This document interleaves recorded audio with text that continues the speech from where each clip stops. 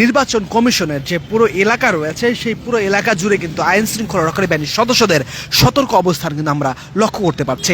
এবং জুলাই ঐক্যের যে ঘোষণা লং মার্চ টু নির্বাচন কমিশন, সেই কমিশনের যে লং মার্চ ঘোষণার পরে আইন শৃঙ্খলা রক্ষাকারী বাহিনীর সদস্য যারা রয়েছেন তারা কিন্তু ইতিমধ্যেই আইন শৃঙ্খলা রক্ষাকারী বাহিনীর সদস্যরা এই নির্বাচন কমিশনের যে রাস্তাটি রয়েছে সেই রাস্তাটি কিন্তু ইতিমধ্যেই বন্ধ করে দিয়েছে এবং এখানে যে যান চলাচল সেই রাস্তার যে যান চলাচল সেটিও কিন্তু সাময়িক সময়ের জন্য বন্ধ রয়েছে। এবং পাশাপাশি আইন শৃঙ্খলা রক্ষাকারী বাহিনীর সদস্যরা যেমনটি দেখতে পাচ্ছেন কাঁটাতারের এখানে বেড়া দেওয়া হয়েছে এবং তারা কিন্তু মানব প্রাচীর মানব ঢাল হয়ে দাঁড়িয়ে রয়েছে। এবং এদিকে নির্বাচন কমিশনের অভিমুখে যে জুলাই ঐক্যের যে লং মার্চ, সেই লং মার্চের যে মূল বিষয় সেটি হচ্ছে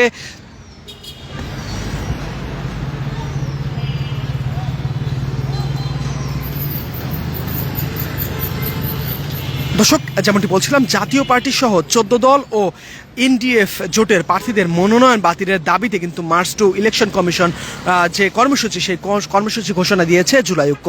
এবং জুলাই ঐক্য কিছু সময় পূর্বে কিন্তু আমরা যেমনটি দেখতে পাচ্ছিলাম তারা কিন্তু প্রথমে আগারগাঁ যে মেট্রো স্টেশন রয়েছে সেখানে কিন্তু উপস্থিত হন এবং তারপরে কিন্তু যে নির্বাচন কমিশন রয়েছে সেই নির্বাচন কমিশনের সামনে আসার কথা রয়েছে। এবং যে নির্বাচন কমিশনের সামনে সেখানে এসে তাদের যে দাবি রয়েছে এই দাবির উদ্দেশ্যে তারা কিন্তু উপস্থিত হবেন এমনটি কিন্তু জানানো হয়েছিল। এবং যেমনটি বলছিলাম জাতীয় পার্টি সহ 14 দল ও এনডিএফ জোটের প্রার্থীদের মনোনয়ন বাতিলের দাবিতেই মূলত মার্চ টু ইলেকশন কমিশন ও স্মারকলিপি প্রদানের যে কর্মসূচি সেটি কিন্তু ঘোষণা দিয়েছে জুলাই ঐক্য।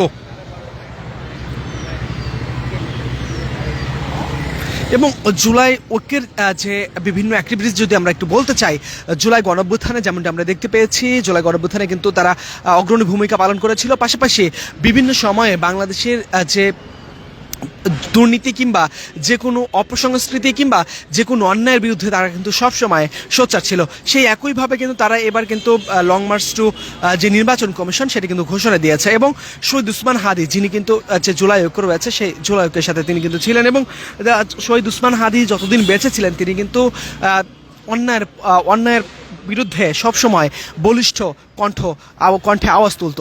এবং যে জুলাই ঐক্য যারা রয়েছেন তারা কিন্তু এখন পর্যন্ত তারা কিন্তু সবসময় যে অন্যায় অবিচার কিংবা ন্যায়ের পক্ষে তারা কিন্তু সবসময় বলিষ্ঠ কণ্ঠে আওয়াজ তুলে যাচ্ছে।